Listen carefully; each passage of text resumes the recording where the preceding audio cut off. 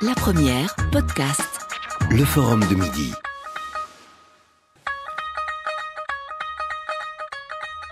Le forum de midi. Martine Cornille. Bonjour à toutes, bonjour à tous et bienvenue sur la première, le forum de midi. Aujourd'hui, nous allons parler d'agriculture, d'avenir de l'agriculture et nous allons évidemment en parler notamment suite à ce qui est en train de se passer dans nos rues ici à Bruxelles, moins de 3 ans finalement après ces images qui avaient choqué certains, où on voyait des hectolitres de lait se déverser un peu partout. Il y a à nouveau ces manifestations, il y a à nouveau pour les Bruxellois qui le voient depuis 2 jours ces tracteurs dans les rues. Alors quel est ce désarroi ? Pourquoi sont-ils en colère? Que réclament-ils? Toutes questions qui seront bien évidemment posées pendant cette émission. Et puis vous avez déjà été très nombreux à réagir depuis ce matin sur le sujet avec, et ce qui me réjouit, des mots qui vont dans un sens quand même assez extraordinaire. C'est-à-dire que il y a quand même cette conscience que sans agriculteurs, nous ne sommes rien. Nous, même si depuis un siècle, la distance entre les agriculteurs et nous, consommateurs, c'est considérablement élargie. On parle de tout cela avec nos invités et puis vous, vos interpellations, vos questions, vos témoignages, pourquoi pas aussi si vous êtes agriculteur ou agricultrice au 02 737 37 07.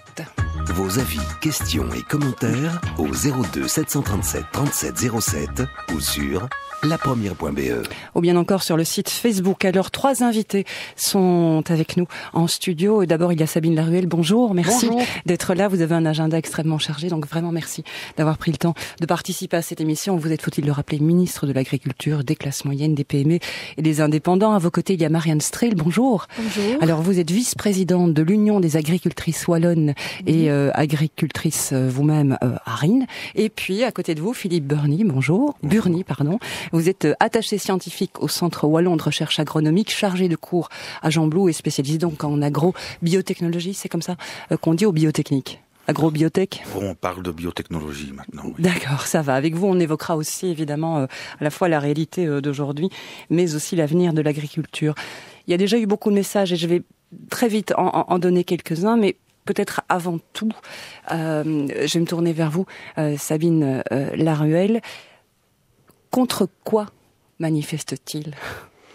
Tout d'abord, c'est à eux à s'exprimer. Je crois que la pire des choses, ce serait qu'un responsable politique, quel qu'il soit, essaye de récupérer ce mouvement de colère des agriculteurs, des producteurs laitiers qui sont venus de beaucoup de pays européens. Alors, quelle est la situation aujourd'hui dans le lait ? C'est vrai que le prix d'achat du lait a augmenté par rapport à 2009, mais les coûts de production ont, eux, augmenté encore plus rapidement. On dit que le lait est vendu 30 centimes, c'est ça ?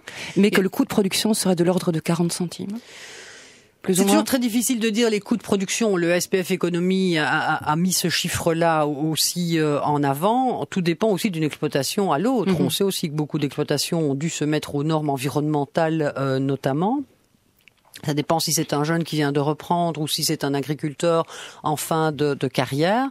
Et au prix de vente, il faut évidemment ajouter les aides aux revenus au niveau européen. Mais même si on ajoute ces aides aux revenus au niveau européen, il y a un gap entre le prix moyen perçu par les agriculteurs et le prix de leur coût de production. Et donc, il y a ce gap. Alors, au niveau européen, il y a un certain nombre de choses qui ont été faites, notamment le mini paquet lait, mais comme son nom l'indique très bien, c'est un mini paquet lait, donc c'est vraiment le minimum. Et on se rend compte, évidemment, qu'en Belgique, et encore plus spécifiquement en région wallonne, il aura peu d'impact positif. Pourquoi ? Parce que la grande majorité de la collecte du lait en région wallonne se fait via des coopératives.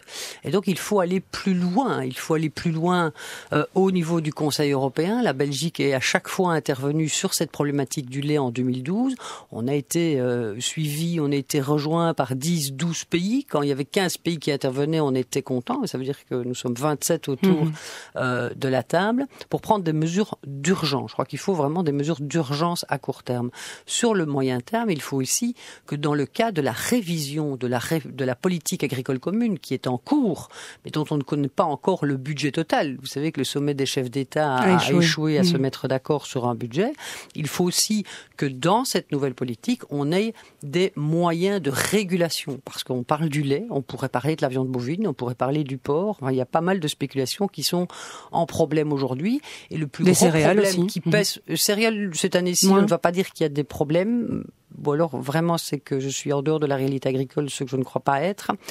Par contre, ce qui se passe dans les céréales aussi, c'est la volatilité des prix. Donc, vous avez une année où les prix sont plus ou moins bons, et puis les 2 années suivantes, les prix sont très bas. Et donc, cette volatilité très rapide et avec une amplitude très forte des prix pose évidemment problème. Quand vous êtes un jeune agriculteur, que vous reprenez une exploitation, vous faites des investissements très lourds et vous les amortissez sur 15 ou 20 ans.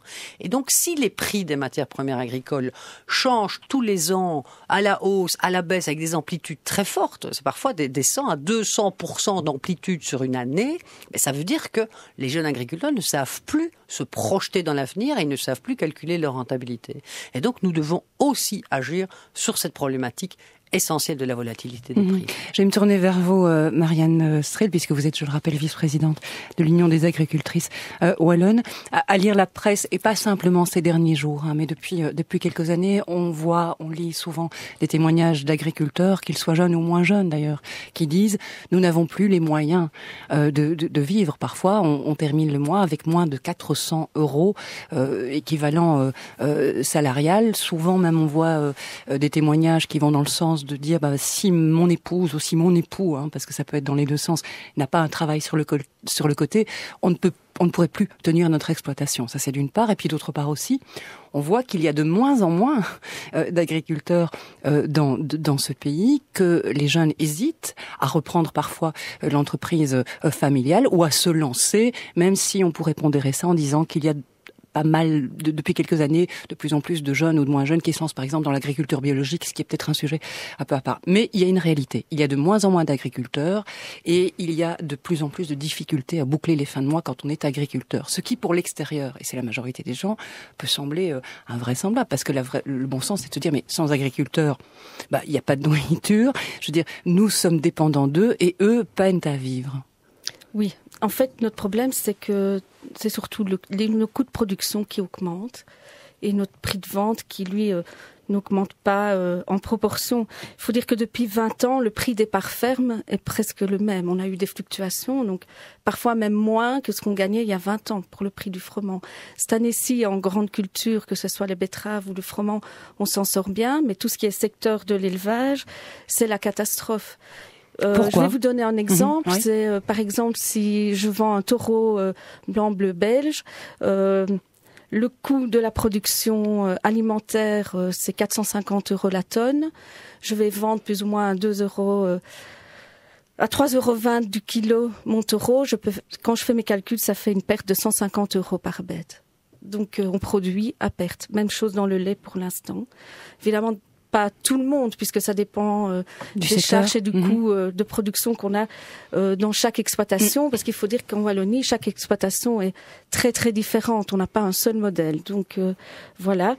Et nous, on demande une régulation des marchés afin de lutter contre la volatilité des prix, mais on demande aussi qu'il y ait un prix juste dans toute la filière, que l'agriculteur ne vende pas à perte. Alors, il y a, je vous l'ai dit déjà, pas mal de messages qui nous sont arrivés. Je vais vous en livrer ici l'un ou l'autre, en essayant de prendre ceux qui peut-être résument les autres. Ici, Isabelle qui écrit ceci: j'ai bien entendu hier matin un représentant des agriculteurs appeler au boycott des grandes surfaces, n'est-ce pas? Je crois que ça commence tout doucement à se présenter. Ils ont raison, c'est cela qu'il faut faire, nous dit-elle, changer nos habitudes de consommateurs, privilégier les produits locaux et de saison, faire ses achats dans les commerces de proximité, affaiblir le système de la grande distribution par des comportements qui vont à l'encontre de ce qu'on attend de nous. Impossible, pourquoi pas? Le système actuel, dit-elle, ne repose que sur le fait que tout le monde y adhère et l'applique. Puisque nous y chacun à notre mesure. Il est également possible d'arrêter d'y participer chacun à notre mesure. Là, ce qui est mis en avant, c'est les circuits courts, et je vous vois tous les trois faire non de la tête. Je vais, puisque vous êtes face à moi. En fait, les circuits courts, c'est une solution pour un certain nombre d'agriculteurs et pour une partie de notre production. Et celui qui a l'occasion d'aller acheter son lait à la ferme ou son poulet à la ferme, qu'il y aille. Pour peu qu'il y ait une ferme à proximité, ce qui, par exemple, à Bruxelles, est un peu compliqué. Oui, là, vous avez quand même le système des paniers ou d'autres systèmes qui existent. Par contre, la Wallonie, nous sommes quand même exportateurs. Donc, soit on supprime une partie de notre production et on ne vend plus que localement.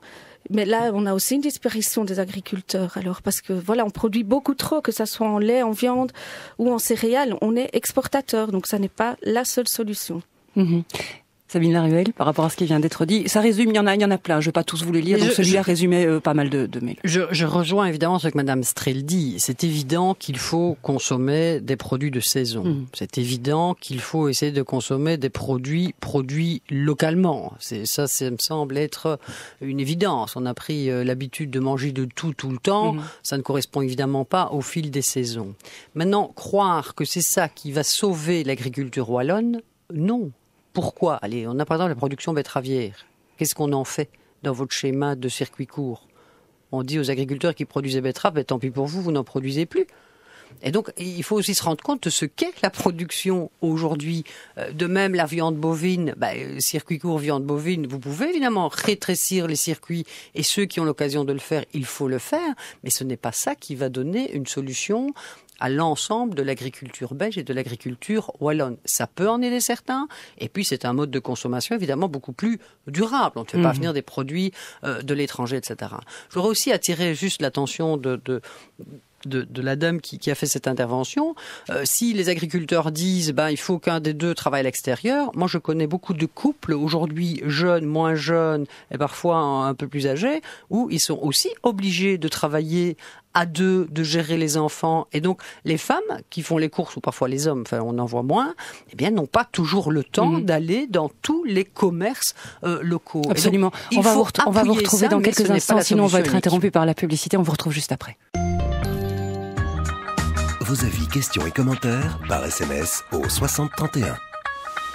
Voilà, on parle d'agriculture aujourd'hui dans le Forum de Midi avec vos nombreux témoignages déjà qui nous arrivent non seulement par SMS mais aussi par téléphone au 02 737 37 07. À nos côtés pour parler de ce sujet, il y a Sabine Laruelle, ministre de l'Agriculture, des classes moyennes, des PME et des indépendants. Il y a également Marianne Strel, elle est vice-présidente de l'Union des agricultrices wallonnes et agricultrices à Rennes, et puis Philippe Burny. Je ne vous ai pas encore donné la parole. Vous êtes attaché scientifique au Centre Wallon de Recherche Agronomique et chargé de cours à Jean Blou. Et je vais vous donner la parole peut-être juste après ceci. C'est aussi un témoignage qui va un peu dans le sens du premier et qui regroupe lui aussi d'autres témoignages. C'est Fred Lay qui dit ceci via Facebook. Je suis pour la manif du lait. L'Union européenne est en train d'aseptiser, mondialiser le commerce et l'agriculture en général. Mais je me pose une question quand même. Les agriculteurs présents sur le plateau sont-ils d'accord sur le fait que les exploitations sont en train de devenir trop grandes elles-mêmes? C'est la bête qui mange la bête. Pense-t-il qu'il faut revenir à plein de petites exploitations où l'on trouverait un peu de tout en petite quantité, vaches, poules, porcs, seigles, avoine, salade, carottes? Je pense connaître la réponse. La rentabilité n'est pas possible dans de telles petites structures. Alors je dis, peut-être faut-il revoir la rentabilité et penser à un autre monde. Avant de vous donner la parole finalement, je vais me tourner vers vous, Marianne Strel, par rapport à cette question et peut-être un chiffre que j'ai retrouvé aussi, c'est donc en 1980, si ce chiffre est tout à fait exact, mais je suppose qu'il y avait 113 883 exploitations agricoles dans notre pays, et en 2011, on en dénombrait 39 528. Alors, est-ce que cela veut dire qu'il y a moins d'hectares occupés, ou est-ce que ça veut dire que les exploitations sont devenues plus grandes? Oui, elles sont devenues un peu plus grandes, mais la moyenne d'une ferme wallonne, c'est moins de 50 hectares. Donc on n'a pas quand même en Wallonie de grandes exploitations comme on peut en voir en Pologne ou dans le reste ou en Amérique. Donc je pense que ça reste quand même des fermes familiales à taille humaine. Il y a peut-être 1 ou 2 ou 3 grosses sociétés, mais le reste, ce sont quand même des familles qui travaillent ensemble sur l'exploitation. Et je pense que si les jeunes ne reprennent plus, c'est parce qu'ils n'ont pas la sécurité du revenu. Et puis, un hectare ne reste jamais libre. C'est un voisin qui reprend une partie de l'exploitation. Voilà, on se repartage entre voisins les exploitations libres, non reprises par des jeunes. Je vous voyais, vous aussi, Philippe Berny, faire non de la tête pendant que je lisais ce courriel de Fred. Mais je pense, tout d'abord que, me semble-t-il, les agriculteurs ne manifestent pas nécessairement contre, pour reprendre votre première question, mais peut-être pour. Et là, on l'a déjà dit, c'est pour essayer d'avoir un avenir, c'est-à-dire d'avoir certaines idées relativement précises. Vers où veut-on aller? Quel est notre modèle ou quels sont nos modèles d'agriculture? Ça, je crois que il faudra effectivement décider un jour ou l'autre pour que on puisse se projeter quelque part dans l'avenir. Et pour reprendre ce que Monsieur Fred a dit au niveau de la rentabilité, le gros problème, c'est que celle-ci, elle n'est pas prévisible, en tout cas à moyen terme ou à court terme. Nous avons un marché mondial. Comment voulez-vous savoir demain quel sera le prix du beurre ou de la poudre de lait écrémée? Bon, on va pas vous citer l'exemple des banques. Elles ont fait faillite en Belgique. Donc les plus grands gourous de la finance se sont complètement trompés. Donc c'est ça qui est tout à fait difficile. Au niveau des coûts, on a, disons, certaines certitudes. Mais au niveau des revenus, on en a beaucoup moins. Or, les agriculteurs qui manifestent ici sont souvent des agriculteurs qui ont emprunté des sommes relativement considérables, avec quelque part un avis positif des banques qui leur ont prêté l'argent et aussi des pouvoirs publics. Donc, je pense que le nœud du problème est là. Il faut savoir investir, mais avec prudence, parce que l'avenir est tout à fait incertain. Alors un avenir incertain, et puis vous l'avez dit tout à l'heure, Sabine Laruelle, quand on est ministre de l'agriculture dans un pays, alors qu'il s'agisse de la Belgique, de la France, de l'Allemagne, peu importe, on est aussi dans cette conjoncture qui est la conjoncture européenne. Et puis au-delà de ça, plus largement, on est dans un système qui est global et qui est mondialisé. Et on peut comprendre aussi que pour les agriculteurs d'ici et de chaque pays, il y ait cette incertitude, et donc c'est pas par hasard non plus s'ils vont déverser le lait là en face des communautés. Mais quelle est la marge de manœuvre finalement qui reste pays par pays? Face à une politique, nous sommes dans une politique agricole commune, oui. Et c'est d'ailleurs encore aujourd'hui la seule politique réellement commune. C'est d'ailleurs pour ça qu'elle a la plus grosse part du budget. Ça, c'est une évidence. Ça reste évidemment un projet extraordinaire, vu qu'on doit définir la même politique pour la Roumanie, où la taille moyenne par exploitation est de 5 hectares et où la population agricole représente encore 10-15% de la population active. Et à l'autre bout, vous avez la République tchèque ou le Royaume-Uni, où la moyenne d'hectares par exploitation est de plus de 150 hectares par exploitation et où la population agricole représente quasi moins de 1% de la population active. Ça montre la difficulté du modèle à mettre en place. Mais moi, j'y crois. Je crois qu'il y a moyen d'améliorer les choses. Il y a des choses que l'on doit faire au niveau européen, c'est-à-dire mettre en place une régulation qui fonctionne, parce que, je rappelle, les quotas laitiers sont là, mais comme on a décidé de ne plus les faire fonctionner, on voit évidemment les catastrophes que ça amène. Il faut aussi, avec la FAO, et c'est en cours, mais c'est lent, c'est long, c'est travailler sur la volatilité des prix. Et la volatilité des prix, on n'y travaillera pas à l'échelle d'un pays, ni même à l'échelle européenne, c'est à l'échelle de la FAO qu'il faut le faire. J'ai rencontré 2 fois le directeur général de la FAO, et des choses se mettent en place, mais c'est long et c'est lent. Et enfin, pour terminer, le hiatus que nous avons en Europe, c'est qu'on a dit aux agriculteurs, il faut maintenant produire et vendre vos produits au prix mondial. On voit dans le lait, il suffit que la Nouvelle-Zélande produise un peu trop ou que le Canada fasse ceci ou ça, et nos prix chutent. Et dans le même temps, on a dit aux agriculteurs européens, tu dois produire au prix mondial, mais toi, agriculteur européen, tu vas devoir respecter des normes de bien-être animal, des normes environnementales, des normes sociales, des normes de sécurité alimentaire, beaucoup plus fortes qu'ailleurs dans le monde. Et ces contraintes ont un coût qu'on n'arrive pas à intégrer dans le prix de vente. Et donc c'est pour ça qu'il faut une politique agricole commune beaucoup plus forte et beaucoup plus puissante qu'aujourd'hui, pour permettre aux consommateurs européens, aux citoyens européens, de trouver de l'alimentation produite en Europe ou en Belgique, peu importe, en quantité. Je vous rappelle quand même qu'il y a eu des émeutes de la faim pas très loin d'ici, il n'y a pas très longtemps, en qualité gustative, mais aussi sanitaire. Je rappelle aussi que le territoire européen est sûrement l'endroit au monde où la sécurité alimentaire est la plus élevée.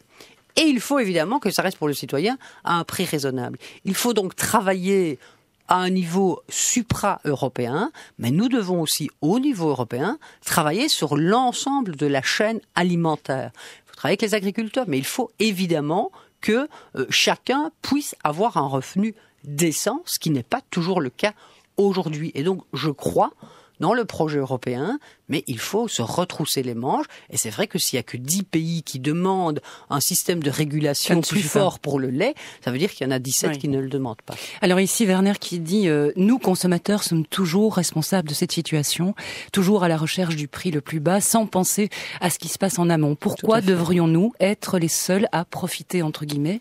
Il est grand temps de consommer moins, mais mieux, et ne pas exiger un caddie rempli à ras-bord pour 2 fois rien. Mais ça, c'est tout à fait vrai. Donc, quand il y a une crise comme celle-ci, il y a beaucoup de citoyens qui disent c'est vrai, on va manger local, on va pas regarder au prix, on va prendre la qualité, on va manger ce qui est produit près de chez nous, etc., etc. Mais on se rend compte que quand ces mêmes citoyens passent à l'acte d'achat, ils choisissent à chaque fois le prix le plus bas.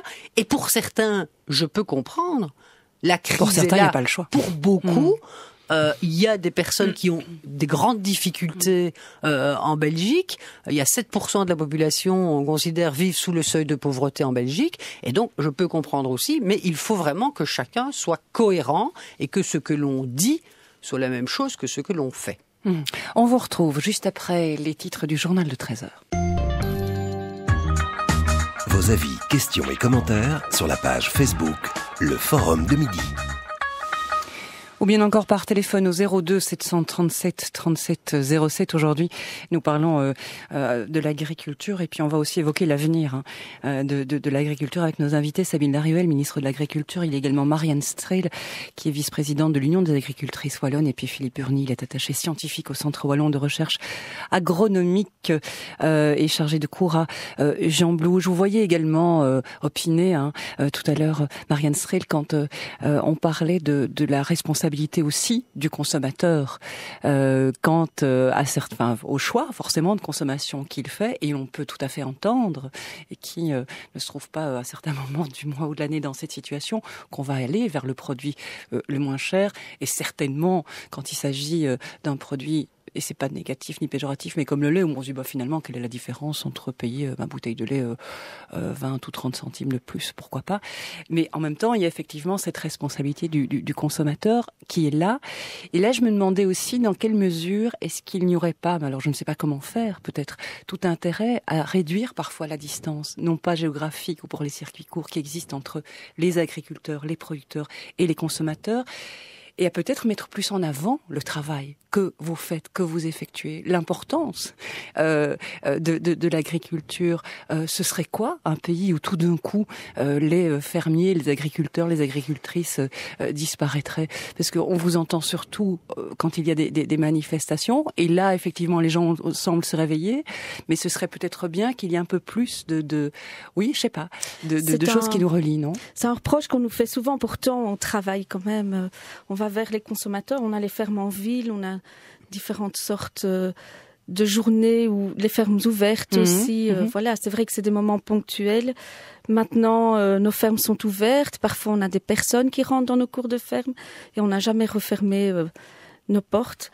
Mais oui, peut-être. Maintenant, c'est la PAC-W qui s'occupe de la promotion de nos produits. On paye une cotisation pour ça, mais voilà, maintenant...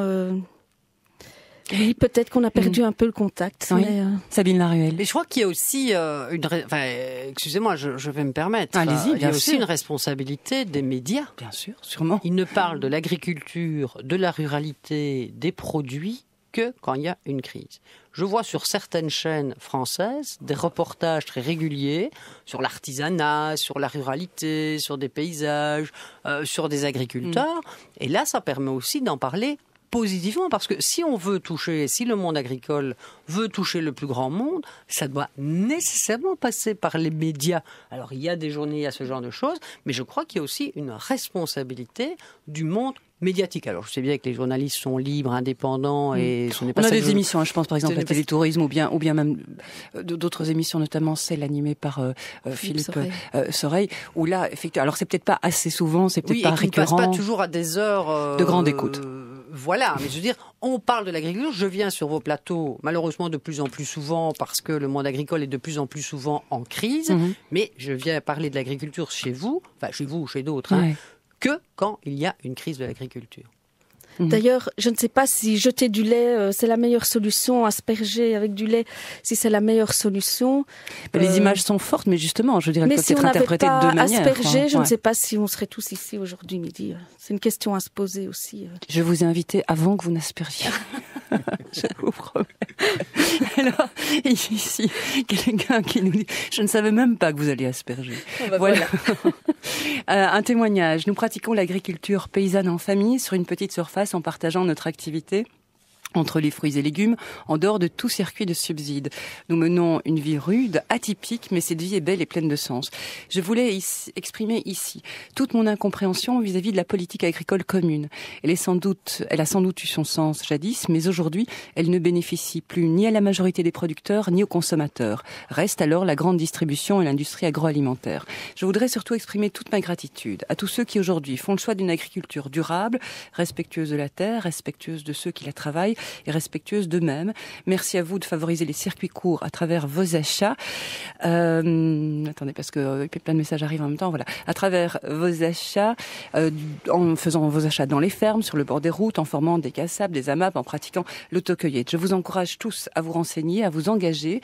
Il existe de plus en plus de projets, d'initiatives qui se battent pour défendre et développer une agriculture libre, responsable, familiale, saine et solidaire. Cette agriculture existe en Belgique. Découvrez-la et soutenez-la. Qui a envie de réagir? Moi, t'as vu de la ruelle. Oui, et puis vous?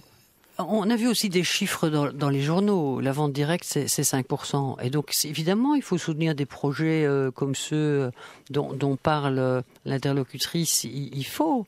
Mais ne jetons pas non plus l'opprobre sur les 95 autres % des agriculteurs. Et c'est pas parce qu'on a une ferme où on ne pratique pas de circuit court qu'on est un mauvais agriculteur. Ça, il faut arrêter cette dualisation. L'agriculture, elle est multiple, elle a de multiples visages, elle a de multiples réalités, et c'est aussi ça qui fait sa richesse. Et donc, il faut éviter de tomber dans un excès ou dans l'autre. Je ne pense pas qu'il stigmatisait les grandes exploitations. Coexister. Et quand la dame dit la PAC n'a pas servi aux agriculteurs, c'est faux. Alors, il faut évidemment réformer, il faut réorienter un certain nombre de choses, mais si on a encore aujourd'hui au niveau européen une agriculture sur les territoires européens aussi diversifiée, parfois dans des endroits très difficiles, comme l'agriculture de montagne, comme dans des zones très difficiles, c'est parce qu'on a une politique agricole commune. Et si le citoyen européen a une alimentation de qualité, en quantité et à des prix, quoi qu'on en dise, qui reste raisonnable, c'est aussi parce que des agriculteurs font des efforts et qu'il y a aussi cette politique mise en place. Qu'elles doivent être réformées, certains endroits en profondeur, oui. Jeter le bébé avec l'eau du bain, non.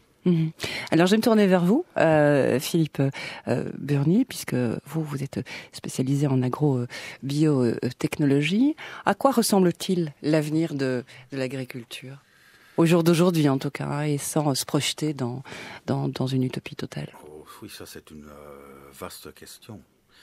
D'abord, je crois que je vous demanderai de vous rapprocher de votre micro. Mais certainement de nombreuses agricultures. Bon, nous avons un phénomène de mondialisation. Alors, on a cité déjà quelques chiffres en matière de surface tout à l'heure, mais l'éventail est encore beaucoup plus large. On met en compétition un petit producteur de riz vietnamien qui a 20 arts de terrain avec un producteur américain qui en a 1000. Donc, c'est difficile de voir un petit peu comment l'avenir va se dessiner. Ce que je pense, en tout cas, c'est que nous serons 10 milliards d'habitants d'ici 2050, que malgré tout, à long terme, depuis des siècles en tout cas, la situation économique s'améliore. Donc, ça veut dire que la demande est là, d'une manière générale. au niveau mondial. Donc ça veut dire aussi que investir dans le secteur agricole, ça doit être rentable. Mais maintenant, enfin, c'est pas forcément la réalité de tous les agriculteurs aujourd'hui.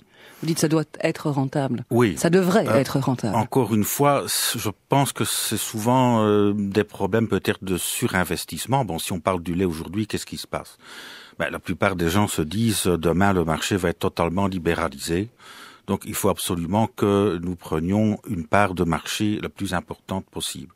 Donc tout le monde essaye d'investir au maximum, tout le monde est dans les starting blocks. Et évidemment, quand on investit, on doit bien souvent emprunter et on s'endette trop. Donc il faudrait peut-être un petit peu freiner, si vous voulez, cette surchauffe. Mais ce que je pense que l'on pourrait peut-être faire pour l'avenir, en tout cas au niveau européen, c'est de mettre un petit peu l'accent sur l'emploi agricole. On a parlé de la disparition des exploitations, de la réduction de la main-d'œuvre agricole. Effectivement, les aides aujourd'hui sont accordées essentiellement en fonction de la taille de l'exploitation. Donc plus l'exploitation est importante, plus elle reçoit de l'aide. Bon, on peut se poser des questions et mettre peut-être plus l'accent sur l'emploi. C'est figuré en tout cas dans les propositions du commissaire, ça a l'air d'avoir disparu aujourd'hui, mais si on veut maintenir un minimum d'emplois dans le secteur agricole, si on veut maintenir une vie minimale dans nos campagnes, je crois qu'on pourrait peut-être tenir mieux compte de cet aspect des choses, mettre l'accent, disons, un petit peu plus sur l'homme d'une façon directe et peut-être un petit peu moins sur le capital. L'emploi aujourd'hui, ça représente plus ou moins 75 000 personnes, c'est ça ? Oui, on compte souvent qu'un emploi direct en génère un ou deux de façon indirecte. Il y a aussi, évidemment, je ne vais pas dire de l'emploi caché, loin de là, mais je veux dire, dans beaucoup d'exploitations, même si le conjoint travaille à l'extérieur, il travaille aussi sur l'exploitation. Et donc, moi, je peux rejoindre Philippe Burny sur l'objectif de dire il faudrait évidemment tenir compte de la main-d'œuvre. Ça, c'est bien l'objectif théorique. En pratique, on fait comment? Est-ce que ça veut dire qu'un agriculteur dont le conjoint travaille à temps plein ou à mi-temps sur l'extérieur et qui l'aide dans l'exploitation, comment est-ce qu'on en tient compte? Comment est-ce qu'on tient compte d'un certain nombre de choses? On a aussi travaillé, par exemple, sur la notion d'agriculteur actif, c'est-à-dire vraiment essayer de concentrer cette politique sur des agriculteurs qui travaillent, qui en vivent et dont c'est évidemment l'activité principale. Par prendre les exemples un peu démagogiques de Grande-Bretagne avec les terres de la Reine, etc., etc. Mais je veux dire, il n'y a pas que ça. Il y a aussi des golfs, par exemple, qui reçoivent des aides européennes. Ça ne va évidemment pas. Et donc, il faut avancer dans ces notions-là, qui sont des notions intéressantes, qui sont des notions tout à fait louables et qu'il faut pouvoir rencontrer. Ça, c'est la théorie. Comment mettons en pratique le fait d'intégrer les unités de main-d'œuvre? Ce n'est pas aussi simple que ça, vu la diversité du monde agricole en Belgique, mais encore plus au niveau européen. On a Henri au téléphone. Henri, bonjour. Oui, bonjour. Vous êtes agriculteur? Oui, exactement. Bonjour, à titre complémentaire, j'ai une toute petite exploitation. Écoutez, là, vous devez... Oui, la communication est mauvaise. Non seulement elle est mauvaise, mais alors, peut-être que si vous éteignez votre radio, ça irait mieux et on vous entendrait, parce que là, on ne vous entend pas du tout. De la radio. Allô? Voilà, là, on vous entend, je pense. On vous écoute. Oui. Donc voilà, moi je voulais faire un petit coup de gueule pour ce qui se passe hier et aujourd'hui à Bruxelles. Donc je suis petit agriculteur et je trouve ça scandaleux et je suis très choqué de voir que les agriculteurs viennent manifester de la sorte, alors qu'on sait très bien que l'économie pour l'instant est très dure pour tout le monde, premièrement. Deuxièmement, que les agriculteurs sont ultra subventionnés et assistés à la fois dans les mesures de la PAC, dans les mesures agro-environnementales, sur le plan fiscal, sur le plan du fait qu'ils puissent aussi choisir entre la comptabilité et le forfait. Et je trouve ça exagéré et tout à fait déplacé de se manifester de la sorte comme ça aujourd'hui. Voilà, c'est tout ce que j'avais à dire. Mais Bon, alors je ne suis pas agricultrice et je ne peux que relayer ce que j'ai lu et entendu.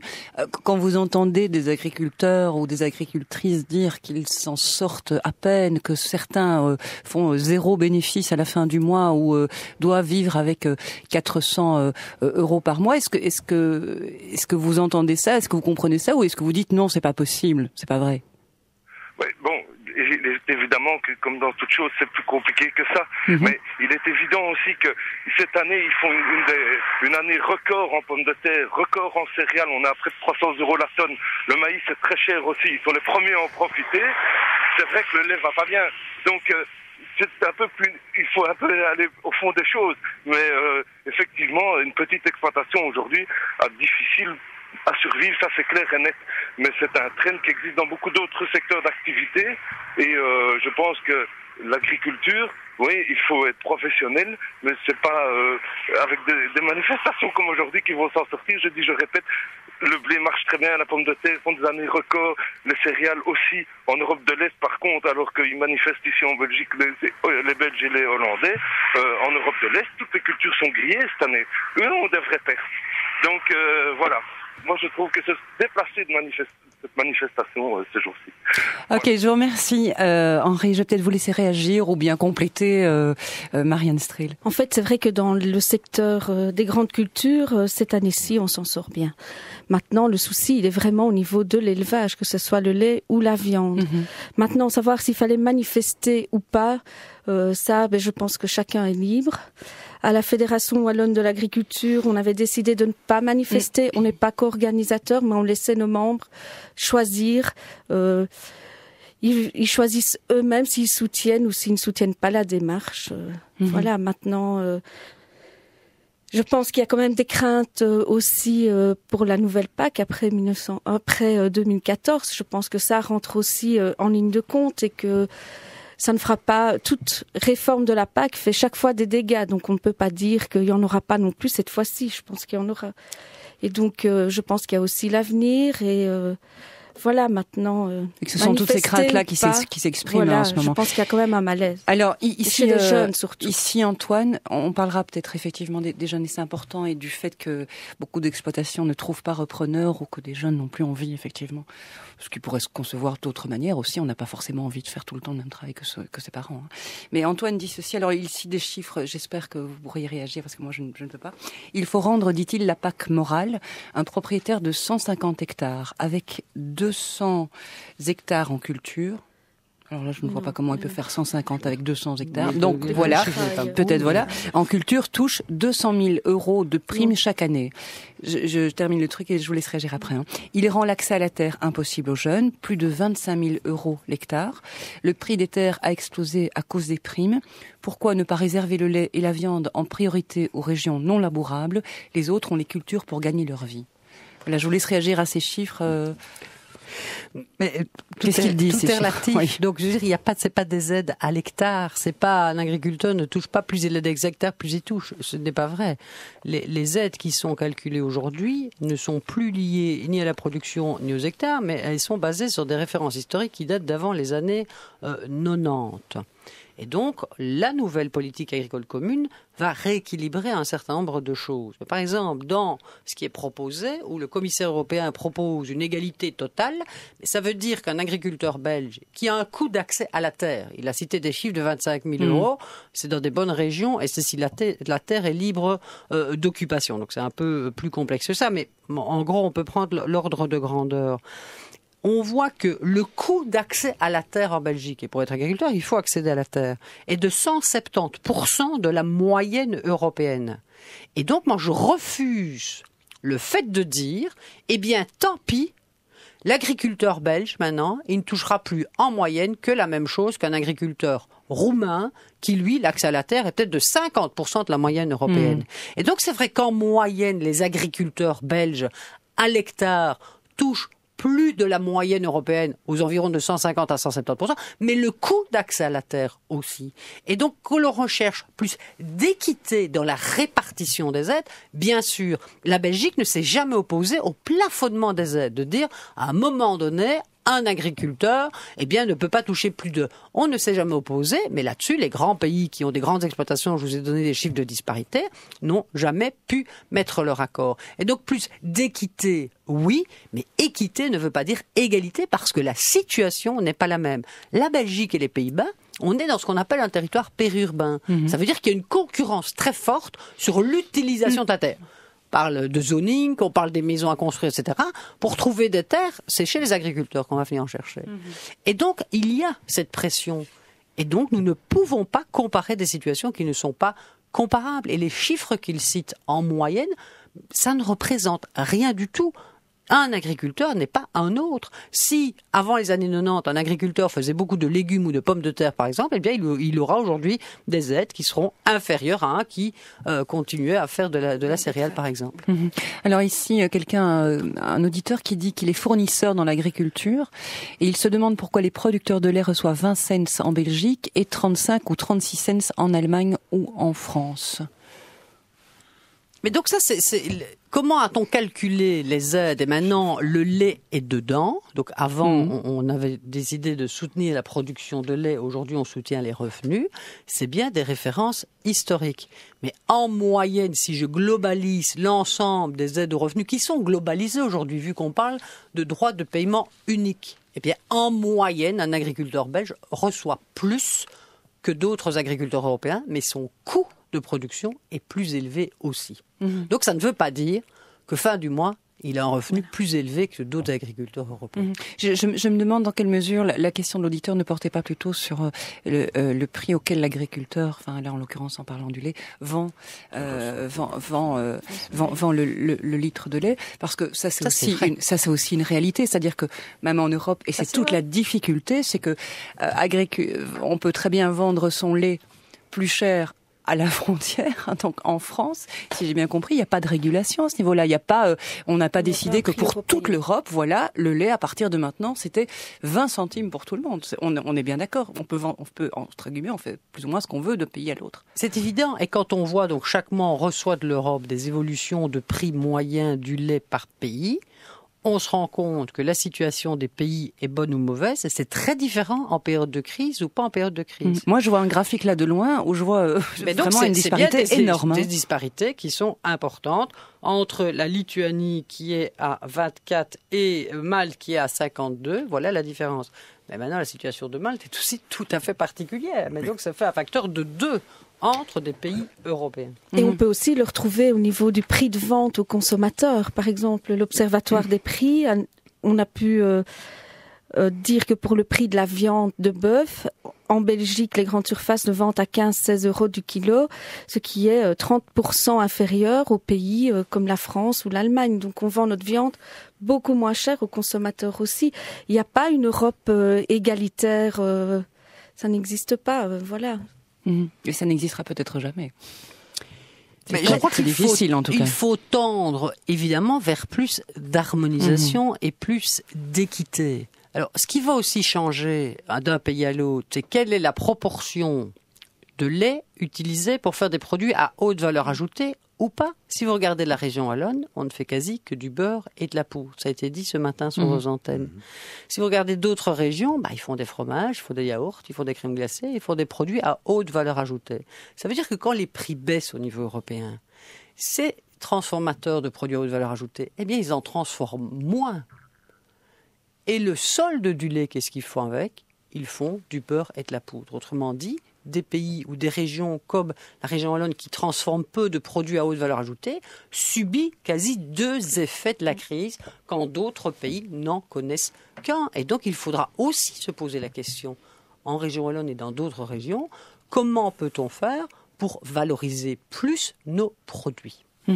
J'aimerais, Marianne Strehl, peut-être un mot plus personnel, mais quand vous, puisque vous êtes vice-présidente de l'Union des agricultrices, donc vous recevez aussi, je veux dire, à la fois les contentements et les doléances des agriculteurs, des agricultrices. Qu'est-ce qui a changé ces dernières années en positif ou en négatif? Je pense que l'amour du métier est toujours là. Maintenant, énormément de stress qui vient de l'incertitude financière aussi de la charge de travail supplémentaire due aux normes, tout ce qui est papier.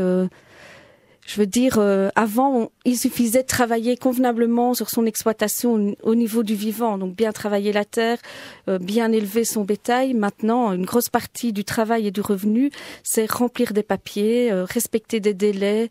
Tout est très codifié. Il y a énormément de règlements, que ce soit pour la protection de l'eau, la protection de la nature, que ce soit des règles d'hygiène. Tout a fortement évolué.